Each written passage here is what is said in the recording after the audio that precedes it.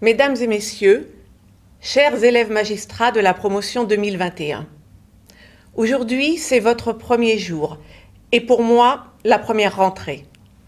Je suis ici avec l'ensemble de l'équipe bordelaise qui m'entoure au quotidien et que je remercie pour son engagement et sa capacité d'adaptation à cette période compliquée de crise sanitaire. Nous nous succéderons tout au long de la journée pour vous présenter cette école qui sera la vôtre pendant quelques mois et le restera tout au long de votre carrière de magistrat. Je regrette que nous ne puissions pas tous nous retrouver, alors que cette semaine qui débute est un grand moment pour vous toutes et tous. Le fruit de vos efforts, de vos engagements, un saut dans l'avenir, le vôtre, celui de la justice et celui de notre pays. Vous êtes seuls devant vos écrans aujourd'hui, mais ici, dans votre école, à Bordeaux et à Paris, vous ne serez jamais seuls. Car être magistrat, aujourd'hui comme demain, c'est un savoir-être qui doit se conjuguer au pluriel, nécessairement. On n'est pas magistrat sans les autres, sans les justiciables, sans les avocats, sans les partenaires et les fonctionnaires de justice, sans le tribunal médiatique, sans la société qui remue, bouge, reflue, sans l'environnement social, culturel, économique. Être magistrat aujourd'hui, c'est être partie prenante de ce monde pluriel dont toutes les parties sont connectées. Un monde qui résonne, qui doute, un monde où la légitimité ne se décrète pas mais s'acquiert.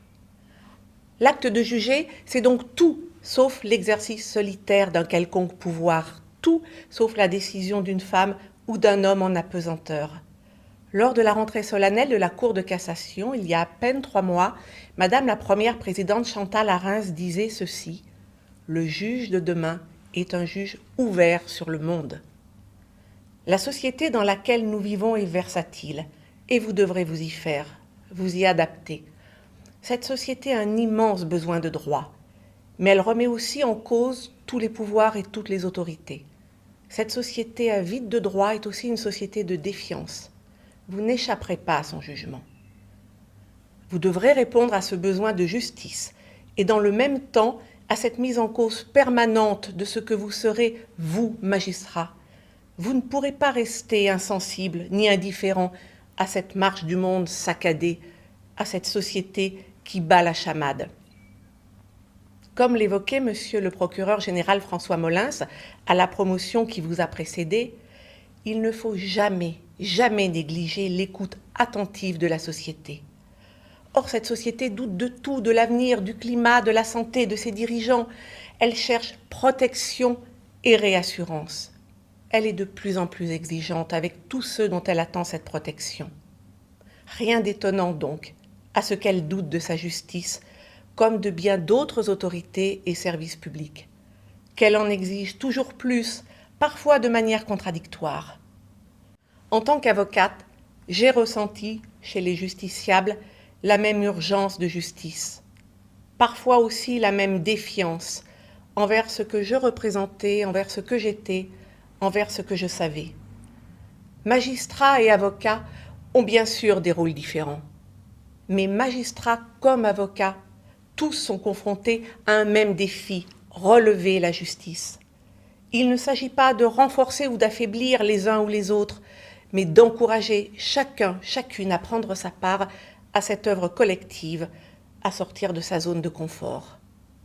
Avocats et magistrats devront choisir, rester frères ennemis et regarder la justice se déliter sous leurs yeux, ou renouer les liens républicains qui les unissent pour sortir la justice de l'ornière.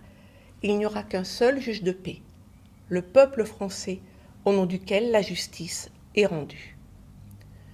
Il y a quelques mois, j'avais expliqué qu'il ne fallait pas réduire ma nomination à une avocate à la tête de l'ENM, qu'avant d'être une avocate, je suis une citoyenne, attachée à l'œuvre de justice et à la confiance que doivent avoir en elle l'ensemble des justiciables.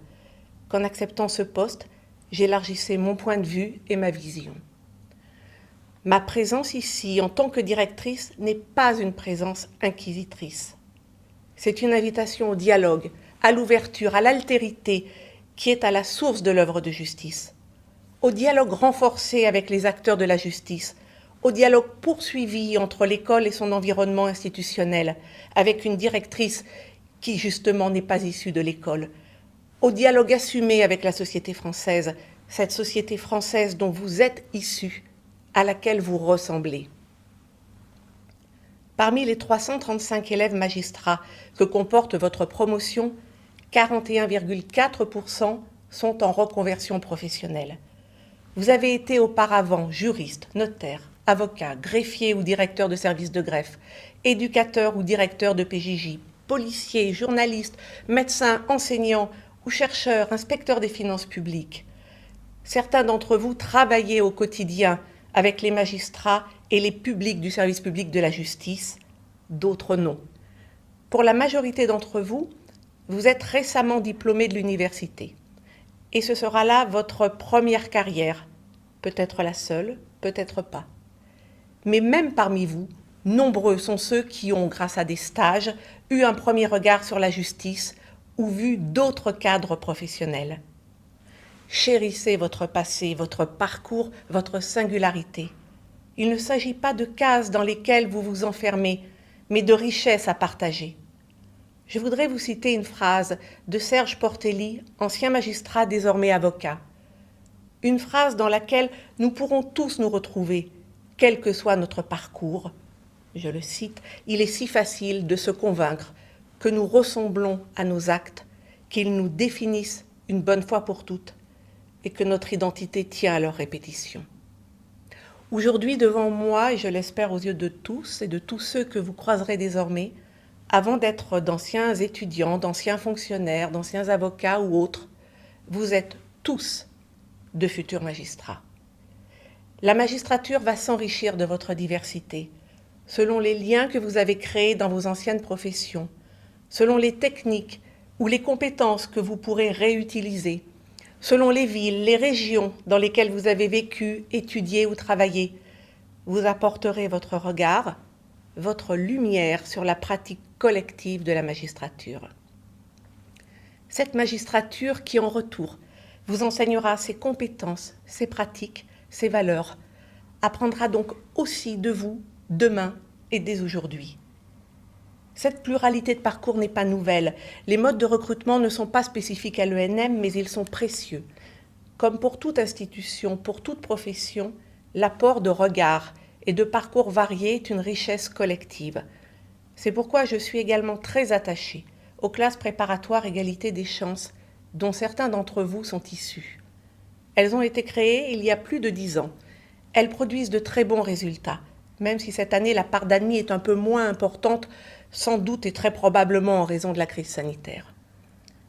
Ces classes, nous entendons les développer, réfléchir à leur fonctionnement, comme au suivi des élèves qui n'ont pas réussi le concours à l'issue de la préparation. Car ces classes concourent à cette magistrature plurielle, à l'image de la société. Mon prédécesseur, Olivier Leurent, comparait les concours d'accès à un long marathon. Ce marathon, cette année, vous l'avez couru version trail, de nuit, sous la pluie, en forêt, en montagne, crise sanitaire oblige. Malgré cela, vous voilà ici aujourd'hui et cela dit beaucoup, beaucoup de votre force de caractère, de votre volonté, de votre capacité d'adaptation. Je vous en félicite. Je suis certaine que vous n'avez pas épuisé ces ressources. Elles vous resteront utiles pour les mois et les années à venir. Votre scolarité, elle aussi, sera marquée par le contexte sanitaire.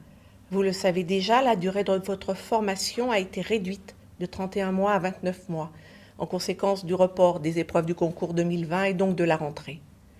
Mais l'adaptation fondamentale concerne le format de vos enseignements, comme vous pouvez l'observer dès cette semaine. Les équipes pédagogiques vous proposeront en effet un programme dit hybride, alliant séquences à distance et séquences en présentiel, dans le respect des consignes sanitaires. Cette organisation durera tant que des restrictions seront imposées sur les regroupements de personnes. Elle évoluera bien entendu en fonction de la crise. Les équipes pédagogiques, sous l'égide de M. Samuel Lenné, directeur adjoint en charge de la formation initiale, vous présenteront tout cela plus en détail. Toutes et tous seront tout au long de votre formation à votre écoute pour vous accompagner face aux difficultés que vous pourriez rencontrer ces prochains mois. Je tiens vraiment à saluer et remercier en votre nom à toutes et tous les coordinateurs de formation, présents comme vous à distance et qui sont les acteurs quotidiens et indispensables de votre formation. Si votre formation est commune, votre exercice sera pluriel. Certains d'entre vous se découvriront des appétences particulières pour tel ou tel contentieux. Vous opterez peut-être à différents moments de votre carrière pour le siège ou pour le parquet. Certains d'entre vous rejoindront l'administration centrale du ministère, voire d'autres administrations. Certains deviendront chefs de service, chefs de juridiction, chefs de cour. Toutes ces fonctions appellent des compétences très diverses. Certaines vous seront enseignées dès la formation initiale, d'autres ne le seront que plus tard, en formation continue, au gré de vos futurs postes, mais également de vos propres envies. Vous découvrirez dès cette semaine les compétences qui sont attendues d'un magistrat et qui servent de matrice à toutes vos formations. Ces compétences comportent bien sûr des connaissances juridiques appliquées. Et à l'issue de votre formation, vous devrez être ainsi capable, notamment, de prendre une décision fondée en droit et en fait, inscrite dans son contexte, empreinte de bon sens et raisonnable. Vous serez capable de préparer et de conduire une audience ou un entretien judiciaire dans le respect du contradictoire, de motiver, de formaliser et d'expliquer une décision. Mais être un magistrat, vous avez compris, c'est bien plus qu'être un technicien de l'audience et de la décision. Vous développerez ainsi d'autres compétences fondamentales. La capacité à prendre en compte l'environnement institutionnel, national ou international. La capacité à comprendre les controverses qui peuvent traverser la société française sur des sujets sur lesquels vous pouvez être amené à rendre des décisions. La capacité à travailler au sein d'un collectif. La capacité à concilier. L'ambition de la formation que vous débutez aujourd'hui est de vous transmettre les fondements qui vous permettront de vous intégrer dans le collectif du travail judiciaire. Car oui, l'œuvre de justice est une œuvre commune. Depuis longtemps, l'ENM multiplie les moments d'échange, les stages, les exercices communs et les formations croisées, au début comme en cours de carrière, avec les professions qui entourent le magistrat au quotidien et ceux avec qui il interagit plus ponctuellement, les greffiers ou les assistants de justice bien sûr, mais également les délégués du procureur, les fonctionnaires de justice ou de police, les juges non professionnels. Au cours de votre formation, grâce à la diversité de vos enseignants, grâce aux stages qui vous sont proposés dans près de 500 structures, vous apprendrez ainsi à ne jamais céder aux idées préconçues, aux prêt-à-penser. Lorsque des sujets font l'objet de controverses, y compris entre experts, vous serez amené à entendre ces différents points de vue de manière à vous exposer, dès votre formation, au principe du contradictoire qui vous animera tout au long de votre carrière. Et vous serez encouragé à voir comment vos futurs interlocuteurs abordent les problématiques que vous aurez à juger, à poursuivre, à instruire. Je tiens aussi, et cela ne vous étonnera pas, à amplifier les interactions avec la profession d'avocat. Il y a urgence à créer des passerelles plutôt qu'à remonter les ponts-levis. Le stage avocat que vous effectuerez en cabinet vise ainsi à vous faire comprendre ce métier d'avocat, son organisation et ses règles, la gestion du cabinet et les relations entre confrères, les liens avec le client et les juridictions. En retour, les élèves avocats en stage à l'ENM sont sensibilisés au fonctionnement des juridictions et au travail des magistrats. Vous serez ainsi en contact quotidien avec des élèves avocats qui exécuteront un stage à l'ENM. Grâce à leur immersion complète dans votre formation, vous ferez ensemble l'apprentissage du travail interprofessionnel, indispensable pour contribuer utilement à l'œuvre de justice. Car oui, il faut se connaître pour se reconnaître et se faire confiance. Et cela ne vaut pas que dans les relations magistrat-avocat. François Molins le disait toujours devant vos prédécesseurs, la justice souffre trop souvent de ne pas savoir suffisamment expliquer et mettre en valeur le sens de ses actions et de ses décisions. Cela vaut aussi pour l'ENM. La formation et ce qu'on peut en montrer joue un rôle central dans votre légitimité à juger et donc dans la confiance que les citoyens vous accorderont. L'école a donc sa responsabilité en faisant mieux connaître ce qu'elle enseigne. À qui, avec qui, pourquoi.